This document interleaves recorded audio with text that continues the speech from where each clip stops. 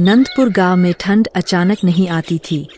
वह धीरे धीरे रेंगती हुई आती थी, पहले सुबह की ओस बनकर, फिर शाम की ठंडी हवा बनकर और अंत में रात की हड्डियां जमा देने वाली चुप्पी बनकर। लोग कहते थे, अब ठंड आने वाली है भाई साहब, ठंडा अभी से ही लगने लगा। सही बोल रहे हो मियाँ जी, ठंडा बहुत जल्दी इस बार आ गया। लेकिन कोई यह नहीं सोचता था कि यह ठंड सिर्फ मौसम नहीं, इम्तिहान बनकर आएगी। इन बातों से अनजान गांव वाले ठंड में हाथ सेक रहे थे। नंदपुर खेतों और किस्मत के भरोसे जीने वाला गांव था। यहाँ के लोग मेहनत से डरते नहीं थे, लेकिन हालात से हार जाते थे।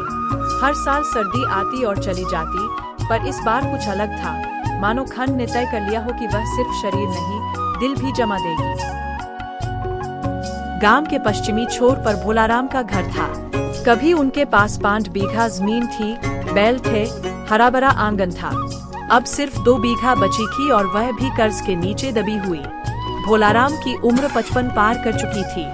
ठंड में उनकी खांसी बढ़ जाती थी। यह खांसी सिर्फ बीमारी की नहीं थी, यह उन सालों की थी जिनमें उन्होंने अपने सपनों को धीरे धीरे मरते देखा था। कमली हर सुबह चूल्हा जलाने की कोशिश करती, लेकिन लकड़ियां अक्सर गीली होती। धुआं निकलता, आग नहीं, वह बुदबुदाती। हे भगवान, आज तो आग जला दे। रोज रोज का तुम्हारे यही नखरे हैं। यह आग जल्दी जलती ही नहीं। घर में सबसे ज्यादा ठंड बच्चों की कमी से लगती थी। भोलाराम और कमली की बेटी सोनिया 10 साल पहले पढ़ाई के लिए शहर गई थी। पहले हर हफ्ते चिट्ठी आती थी, फिर महीने में, फिर त्योहारों पर और अब बस साल में एक फोन। कमली अक्सर रात को सोनिया की पुरानी रजाई निकालती, उसे तह करती और फिर वापस रख देती। वह रजाई सिर्फ कपड़ा नहीं थी, वह बीते दिनों की गर्मी थी। शारदा मास्टरनी नंदपुर स्कूल की आत्मा थी। लोग कहते थे, भाई सच बोल रहा हूँ, अगर स्कूल चल रहा है तो बस शारदा की वजह से। बहुत अच्छा मास्टर है, मन से बच्चे को पढ़ाती है। ठंड में बच्चे कमाते, कई के पास स्वेटर नहीं थे, कई के घरों में आग जलाने को लकड़ी नहीं थी। शारदा यह सब देखती थी और मन ही मन टूट जाती थी। एक दिन उन्होंने बच्चों से पूछा, प्यारे बच्चे, ये बताओ ठंड से कैसे बचते हो? माँ से चिपक कर सोने में, मैडम जी। यह जवाब सुनकर शारदा की आंखें भर आईं। उसी गांव में रघुवीर नाम का एक पहलवान था। तालाब के किनारे बैठा रघुवीर कभी गांव की शान था। कुश्ती जीतता था, मेले में नाम होता था। अब वही रघुवीर ठंड में अपनी उंगलियां सीधी नहीं कर पाता था। उसने आग जलाई, पर अकेले बैठकर आग भी ठंडी लगती है।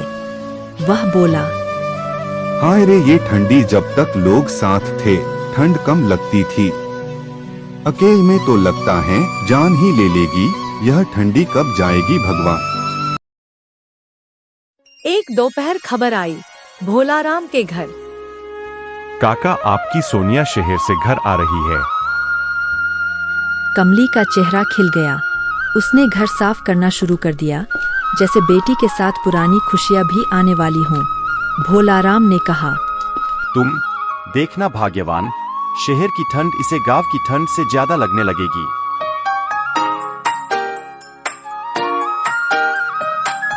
Are you ready to sing? बस के गेट से सोनिया जब बस से उतरी तो उसने कोट कसकर लपेट लिया। माँ, यहाँ तो बहुत ठंड है, शहर में तो इतना ठंडा नहीं थी।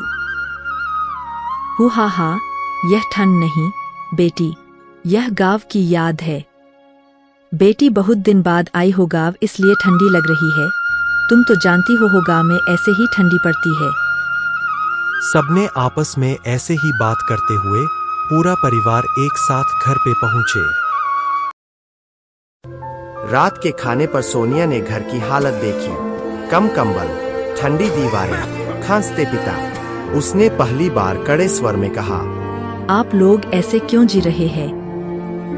भोलाराम चुप रहा। बेचारा बोले भी तो का बोले बेटी की कड़क आवाज सुनकर। अगले दिनों में सोनिया ने पूरा गांव देखा।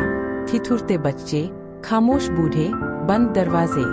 वह शारदा मास्टरनी और रघुवीर से मिली। तीनों ने बात की। यहीं से कहानी ने मोड़ लिया।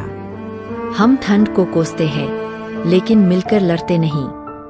हाँ, अगर गांव के सभी लोग चाहे तो कोई बच्चा ठंड से नहीं मरे। सब कुछ जल्दी ठीक हो जाएगा। कुछ लोग से जब सोनिया ने सामूहिक अलाव की बात रखी तो लोग हंसे। कैसा बात कर रही हो बेटी? अलाव से गरीबी मिटेगी? कभी नहीं, पर इंसानियत तो जरूर जागेगी काका। पहली रात जब पंचायत के पास आग जली तो लोग धीरे धीरे आने लगे।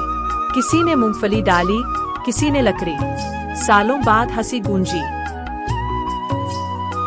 उसी ठंड में भोलाराम बीमार पड़ गए। खांसी बढ़ गई। इस बार देर नहीं हुई। सोनिया उन्हें अस्पताल ले गई। डॉक्टर बोला, बेटी समय पर आ गए। हॉस्पिटल अधिक समय लगता तो प्रॉब्लम हो जाता। अब गांव की बदलती रातें। अब हर शाम अलाव जलने लगा। बच्चे पढ़ते, बूढ़े बातें करते। ठंड वही थी, लेकिन डर नहीं था। कमली ये सब देखकर कमली ने कहा, पता है, पहली बार ठंड में मन गर्म है। हाँ बेटी, बात एकदम सही बोली। एक साथ रहने के बाद ही कुछ अलग है। एक रात उत्तर टोले की एक बूढ़ी औरत बेहोश मिली। पूरे गांव ने मिलकर उसे बचाया। यह पहली बार था जब गांव ने ठंड के आगे हार नहीं मानी। सर्दी खत्म होने लगी। सोनिया लौटने लगी। वह बोली, मैं जा रही हूँ, पर आप सब ठंड से लड़ने की आदत छोड़ मत जाना। नंदपुर ने सीख लिया। ठंड मौसम है, पर मार तब बनती है जब इंसान अकेला हो। अब नंदपुर अकेला नहीं था। हमारे वीडियो आपको अच्छा लगे तो वीडियो को लाइक करें और एक प्यारा सा कमेंट करें और साथ ही चैनल को सब्सक्राइब करें।